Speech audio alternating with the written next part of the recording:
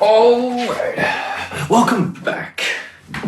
Welcome back to another breakdown. I still haven't decided if we're calling this chapters or sessions. We're going with chapters for now. But that's not to say we might not change it. So, without further ado, welcome to chapter 2, breakdown 4, or session 4. Chapter 2, session 4, that sounds good. That has a ring to it. Welcome our newest member in the studio, Ralph. Well, I've had him for a very long time. I had never given him an actual name, but we had moved homes just before I left for LA, and it was outside for a few weeks, and it doesn't like being outside, so basically froze outside, got hypothermia outside, so it was basically almost gone, but I decapitated most of it and managed to bring it back to life, and then we had to give it a name. So Ralph is staying strong. He's doing well.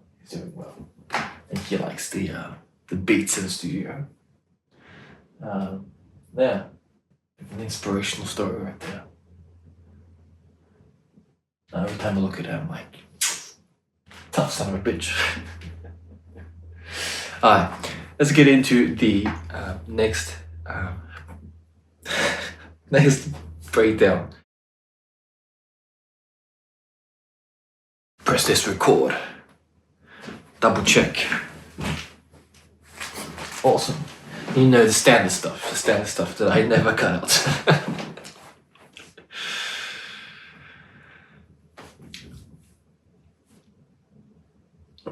The crush effect is quite a powerful tool that you can use.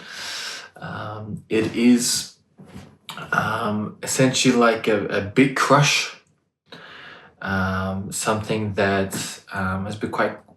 has become quite popular, not as much as it was I would say a few years ago, when a lot of those lo-fi sort of mixes and stuff came out, but it holds its own place.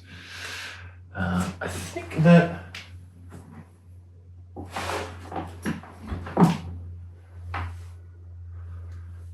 I want to make sure that I don't look like super tiny. I adjusted the chair back and forth while I was putting this in, so I think, it is, with that regard, in terms of like the big crush and stuff, that I love that effect. I don't like using it too much, because it's quite abrasive, and it's quite a unique taste to have when you're applying it to your mix. But doing it creatively and doing it with this type of song where some of the lyrics complement it well, I think you can then use it quite creatively. There's many different ways you can use it. I like using it when I'm switching between songs, creating a transition, using it with a delay or a reverb. That works really well. Just that adds a bit more warmth to the bit crushingness. Other ways you can use it is to create a bit of a sort of vocoder sound on the song in general. One of the things I would love to see, I'm not sure if it's available yet, but is the ability to sort of break down the song into like 4 stems, and then being able to really through AI or something like that, being able to focus on one particular stem, like the vocal or the drums or something like that. So like every time you put it into your channel and it loads up, you have the ability to break it down into its own components, and then individually apply, the big crush to the vocal, for example, while that track's playing. That'd be really cool. Currently, I'm not aware that that's possible yet, but that would be something that would be really cool to to get incorporated, because sometimes well, actually, I would say a lot of the time it's in some ways limiting when you have to do it over the whole mix. Like it's a very broad stroke. You can't really you can't have a fine pen. You can't have a fine brush. In the background, it's very much there. You can apply gentle effects around it and stuff like that. But having it individually for one section would be really cool. I think that deadmau5, in terms of his setup, I watched a few videos a while back. He'll have I think it's 8 or 16 stems of the individual songs, but his approach is a little bit different because it's very much sort of he's adding the sort of kick, and he really enjoys longer form. I would say he prefers more the traditional way of mixing his music and performing it live.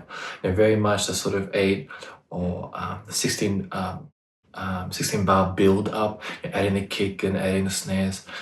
One of the interesting things is that when he's able to break down those stems on individual songs, that he can really manipulate and create extended versions of that piece. And you can really, with that setup, then you're able to really hone in on where you want to add individual reverbs and delays and stuff like that. I know he's mentioned that he's not too fond of the inbuilt effects for the actual controllers because they're not to his liking, in terms of the analog nature of the effects. He prefers to have outboard analog effects that an individual console mixes than the more sort of digital hybrids that are available here. Personally, I'm a fan of both. My setup is, how can you put it, my budget and what I operate with, and in terms of the other instrumentation and stuff like that, that for me is the best option all around for what's available. Obviously, later down the track, when I am in that position, like deadmau5, and he has the resources to really enhance the audio quality and in term be quite an audiophile about the content that the equipment that's used, then yeah, awesome. And in terms of the LEDs and stuff like that, it's just bonkers. It's so cool. The stuff that he does, big fan. But in terms of mixing and stuff like that, it's that approach. So he's breaking down the stems, and we can't necessarily do that here. I can with my own individual songs, but I had to put them over 4 channels in this one.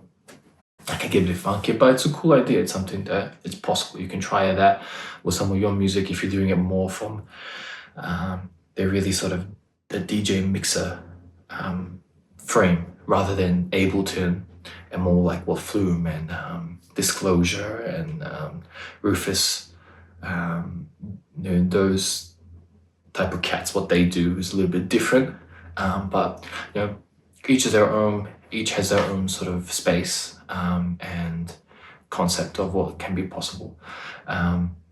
I am getting a little bit off topic here, but that's okay. I think it's just cool to chat about that stuff, and just so you can get my take on things. For a long time, I was also trying to figure out what exactly is going on, how that works. So if you look at Disclosure and stuff like that, essentially what they're doing is they're using digital workstation, whether that's Logic, Ableton. I believe they use Ableton or Logic, one of the two. Very common because it's reliability and stability during live settings. And they're able to then have particular stems that they can have at their disposal. Some elements are live, they can incorporate drums, etc., and vocals on top of that. But I would say, you know, the backbone or the workhorse behind it is the digital DAW, and they have essentially a structure which you've talked about in creating, yeah, sort of, you know, that mix or that show structure of what they want, and then it follows that process. From my understanding, it could be more, even more live, than that approach. But from what I can see on the outside, from the ones I've watched, that's sort of the vibe that I get, which is really cool. You can be very creative with that approach, but if it is too structured in terms of, you know, the backing and stuff like that, I'm not exactly sure how they're switching.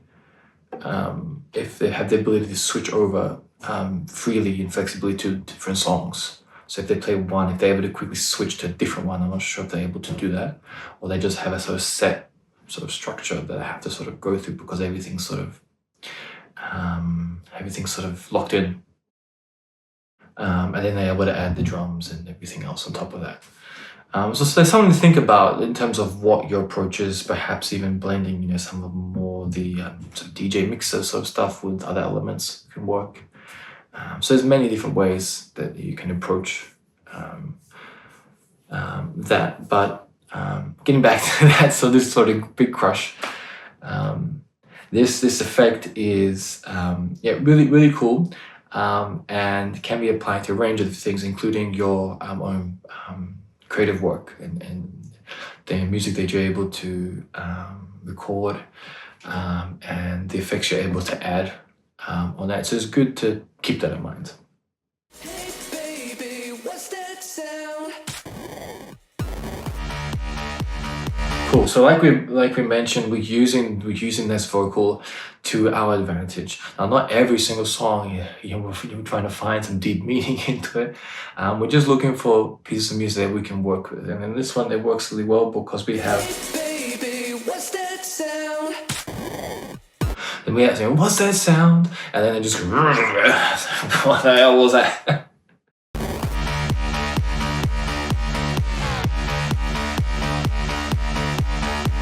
So here it's quite heavy in the lower end, you know, the bass and the kick. So it'd be really cool if you're able to really, you know, attack. I would, if I had the ability to really focus on into that mid-range or lower end frequencies and use the big crush there. That'd be really cool. Really, crush it and make it really cool. Cool.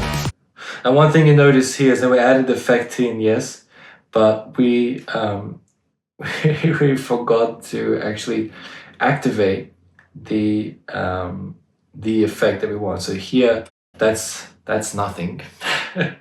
This is, but the secondary effect, we're adding the delay, but the secondary effect that I have on my left hand in the picture, in the video, it's not doing anything because we haven't selected it. And then I realize, and we click it, and now it's on, but it's too late. So you still get one effect, but not the complement that I wanted, and that happens. You know, sometimes. I think it's best practice to always have them off, in my opinion. Turn them on when you need them. Turn them off. We talked about this before. You know, you don't want unnecessary rumble. There's already a lot of stuff going on, particularly for recording as well. You're increasing that noise floor through adding effects to depending on how much compression certain things are, depending how hot you're going. Everything's adding a little bit to that noise floor, and you only have so much. And what do I mean by that? What does that mean? Or if you look at, for example, some of the classic Elvis Presley records, you hear a bit of a sort of sound. Some people like that because it adds a nice warmth and character to the record. But essentially what that is because they've compressed it. you've increased the lower rumbles. So in this area here, right? So the computer is working at the moment, okay? And then speakers as well. And we can't necessarily hear that right now because it's quite low. But if I increase the overall voltage, or just for this case, the volume here, we can start hearing a bit of a sort of hiss in the speakers because of the noise floor. And in general, most speakers always have an underlying sort of noise to them just by the nature of how they are. And in terms of the computer, for example, if at the moment it's fine, but if I add additional compression into this recording, particularly for the vocal, particularly for the audio, if I'm adding, so if I want to make it louder, we're bringing up the bottom and we're pulling down the top, okay? And we're compressing it, right? So making it more sort of less dynamic, okay? So instead of it being like this, we're compressing it down, making it less dynamic, okay? But then okay, so imagine we have a square, okay? Or like a rectangle, right? So we have the top, the bottom, and the sides, right?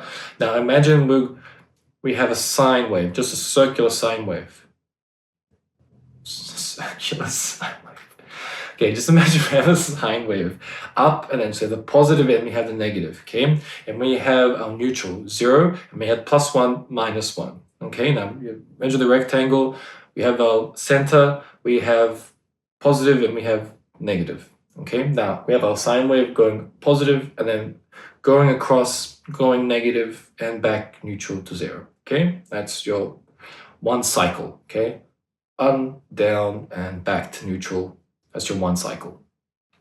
If we compress that rectangle, okay, so the original one was this size, and now we've compressed it to this size. We now have, say, 3 dB of space to work with. Okay. Now this is just simplified, okay? We can then increase the overall loudness by 3%, and because we've compressed it, the overall loudness will appear louder because we've compressed it down, and the quiet moments now sound louder and the high moments are balanced out. Okay, but we're bringing up that noise floor because we've compressed it now. We've squished that bottom. Okay, we've squished the negative. Okay, since we've gone down, we've squished that and we've squished the positive as well. Okay, so we're creating a bit of a mesh. And if you compress more and more and more, what happens is you start losing that low end. Okay, because you're bringing up that noise floor and all that natural low end that we have from the compression, you start losing that. Okay, and you might have loudness, but you start losing dynamic range. So then what that means is that the loud moments are not going to be as loud, okay? And the soft moments aren't going to be as soft. So then when a soft moment comes and the loud moment comes, it's not going to be as impactful, okay? And the big reason behind that is because you've just destroyed a lot of the low end in your music. And you can artificially get that back, but it's not the same. There's a different vibe when you listen to a live rock kick drum that's pounding through subs and a synthetic kick drum. Sure, you can add synthetically more frequencies and manipulate it, but it's a different vibe when you have a live, natural, acoustic sounding the low end thud like that. It feels different, at least for me, in my opinion. And you can really manipulate it quite crazy. And if you add additional internal, digital effects onto such a natural low end, you can really go wild. But that's something you want to keep in mind. and it's okay to compress, but want to be careful how much of that noise floor you're bringing up. So it's always best to naturally increase just by your volume, your perceived loudness, rather than just compressing everything and turning everything into just a big sausage. Okay. And hot dogs are great to eat, but not printing music.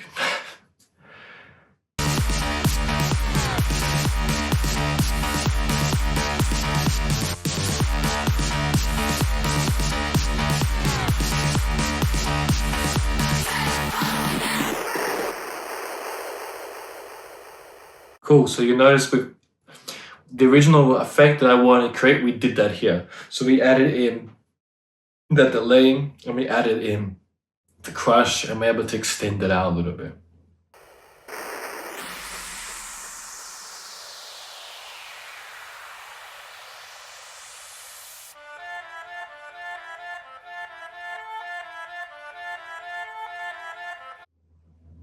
One thing you also notice is here is that as we were sort of working on that first song, we were adjusting and changing and bringing in the next song as well. When you notice, and that's good if you feel that you have time to do that. You can just get it in, get that cue point that you want. So then when you've done what you want to do for that first transition or effect or breakdown, then you're able to be straight on top of what you want to do next. You don't have to wait for the song to come in. And that's not to say you have to use that cue point. Remember, we've selected our key cue points, and we're just bringing up that one that we feel is best. And that's why we listen to it, making sure, okay, yeah, that's what I'm going to use. And we can change it if we don't want to use it.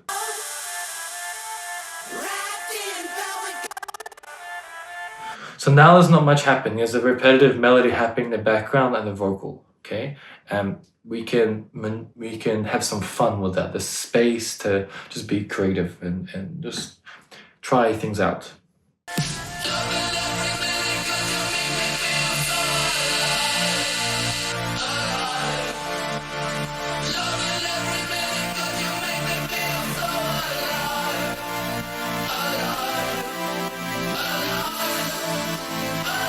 So I think in this case, the alive, it really works well with the big crush, and it really helps just do something different to something that many of us have heard many times, because it's quite a known vocal.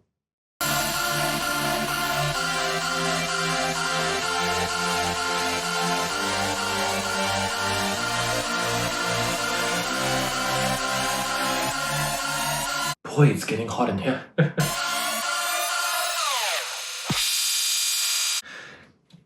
How would you approach something like this? What are we doing? Okay, so we are able to keep the effects for the pad effects. We're able to keep the amount that we want. We're able to keep that functionality on. And it's not activated until we touch the pad effects. Okay, now I wouldn't recommend keeping it on, but if it's easy to forget that it's off or on. So sometimes I like leaving it on like this in the center, and then we're able to activate the reverb, and it gives us the required amount. If we press it, it will start flashing. Okay, when we're adjusting the sensitivity, the amount we want of the actual effect. Okay, we're able to press it, and it'll still start flashing for us. Okay, that means that we can use it more freely. Okay, but in this case, we have the desired amount that we want, and we're able to increase that reverb quite a lot, and it's quite intense. And sometimes I'll just crank it all the way up, and then we can really have a really strong burst of the reverb to create the transition that I want. Now, this is something that it's multiple different aspects. We're creating a bit of a pause. This is something you want to do when we let me just double check. Okay, cool. Because I know I went off a little bit onto something else, but that's okay. So say if we're not sure if the next song is going to work well with what we have right now, if we don't think that a traditional sort of mix-in was going to work well, or if we don't want to cut to the next one, if we think it's going to be too abrasive, if it's a different key and harmonically it's not going to work well. So these are just some examples of why you sort of want to do more of this kind of transition. So what we're doing is we're activating a really strong reverb, and we're just cutting it very, very, very fast. We're cutting the channel fader off. That basically creates the tail for us, and the reverb will follow through. Okay, so instead of it building rhythm, we cut it, it releases, and then we let it fade in. So let's have a look.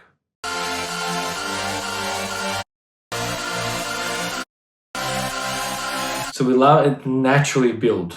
Okay, that's why I find it's best for this, because it's quite an intense effect we're about to do. You want to give a bit of breathing room.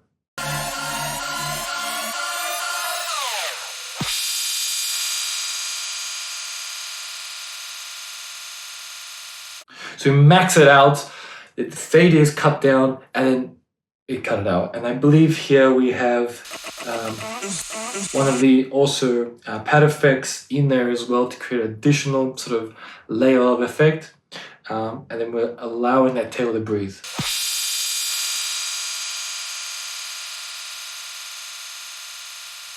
And see how we're able to activate the repetitiveness of it, so it goes into a loop for us. Sometimes this is possible, sometimes it's not. I'm not exactly sure the exact engineering behind why it sometimes works, sometimes it doesn't, but maybe it's dependent on the amount of input you give it, and then you can create that cycle. Sometimes it'll just fade out. Yeah, if you know the exact meaning but why it's sort of able to cycle like this, yeah, drop it down in the comments. I'd love to just learn why it's possible. So you say how our effect has not dissipated. So we've created that tail, but then it's gone in the cycle. So like we've mentioned, if we go back to this sine wave image that we've talked about, okay, what's happening is that we've sort of increased and then we've decreased and we've allowed it to finish. However, what's happened is it's gone back into the cycle. So it's gone down past neutral, gone negative, and it's coming back up, and it's not staying at neutral. It's continuing. It's going past into the positives and repeating itself. So that way we're creating a continuous sort of sine wave, just for this example, and it's cycling through. So when I say cycle, that's what I'm referring to. So it's cycling through. It's repeating itself.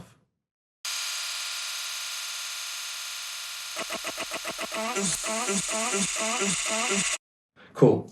And now we're adding in the shimmer effect here from the pad that intensifies the effect even more. And the great thing is that we have it on one, now we have it on the other, so it's really intense.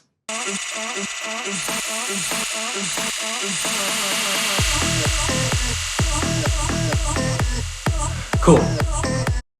Now I think what I did here was I had it pretty intense for the pad effect already on, and then coupled with this, it allowed it to continuously cycle through.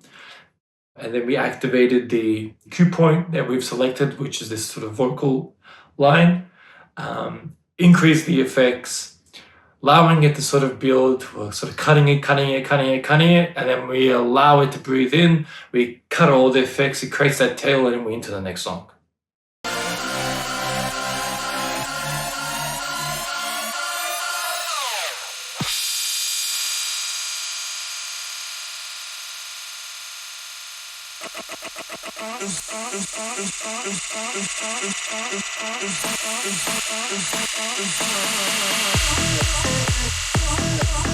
Can you notice here? We play it, we add the repetition that we want, and then we release, turn back everything as quickly as it can. Okay, and that will create that tail for us. Yeah, so you notice here how we're able to use that initially, that big crush. Let me just stop this. We're able to use that big crush, and then we're able to intensify it through delay. So we're able to warm it up a little bit because I feel that sometimes it can be a bit dry. But we're able to create something different with that crushability. And add our own sort of unique flavor and vibe to what's going on.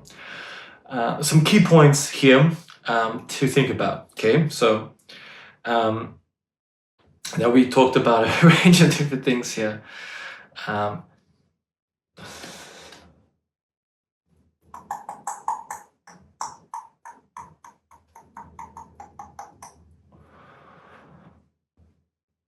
Key thing is finding your setup, what works for you. Okay, so my setup currently at the moment is using the decks. That works for me really well. And what I want to represent right now. That's not to say that I can't change, but right now that's what I really like to use, and it works well with what I want to present.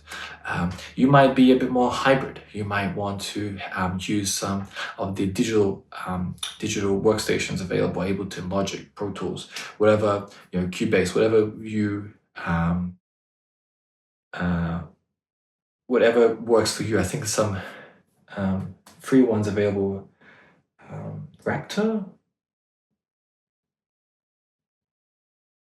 Something like Raptor or something like that. I can't remember exactly what it's called. I think it's like named after one of the dinosaurs, something like that. That's also a really good one. Very very powerful. And there's just there's so many out there. I'm sure there's many out there. I don't even know anymore how many there are out there. But the main ones are the ones I've mentioned. And you can use those to create sort of alternate sort of mixes of your music, and you can break down through those stems some popular names in the sort of electronic space. Do that, and it creates a lot more flexibility in terms of what they can do and how they like to approach performing their music. So definitely something to look into. Again, it just intensifies what you're able to do live, and just it's also dependent on the type of music that you work with, and the sort of experience you are wanting to present.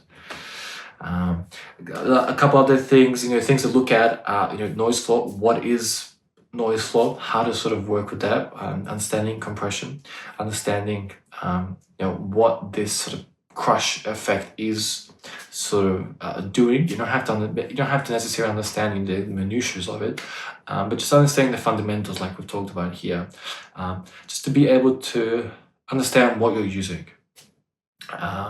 That's key, rather than just using it just for the hell of it, because it sounds cool. That's fine, but just having a bit more of just a fundamental understanding of what each individual component is doing.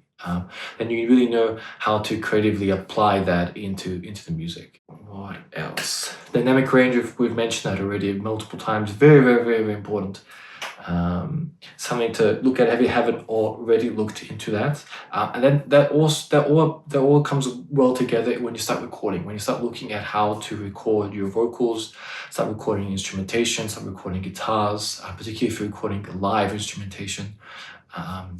It just adds that level of challenge when you are dealing with the acoustic space. And lastly, just try this effect out. It is quite aggressive, so definitely you want to give it space, like we have here. You don't want to do this crazy sort of build with all these effects and then have this come in. I think it's too much. You want to give it its own space and have it as a unique feature. Because we are cutting it now. We are adding, you know, a lot of reverb, a lot of effects, the shimmer, and we are sort of cutting it. I would say that, you know, this is something that you can do, you know, a little bit into the mix.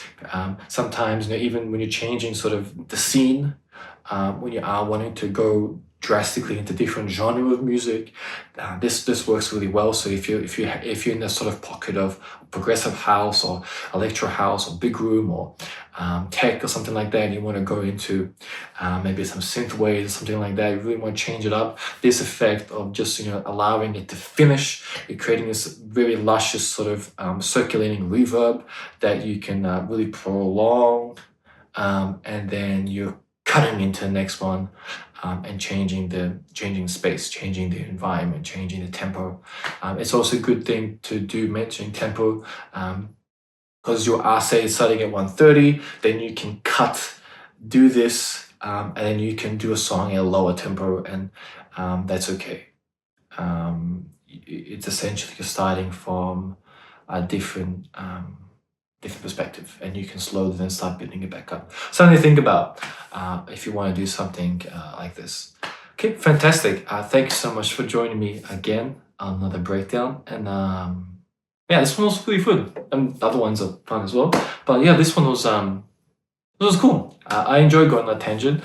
I don't want to sort of just, you know, force myself to stick to my thing. I think it's cool because, you know, it complements this, I think, you know, what we talked about very well, and it's just fun to discuss some of those ideas, and just discuss different things as well along the way, things that pop in. Okay, to the next one. See ya.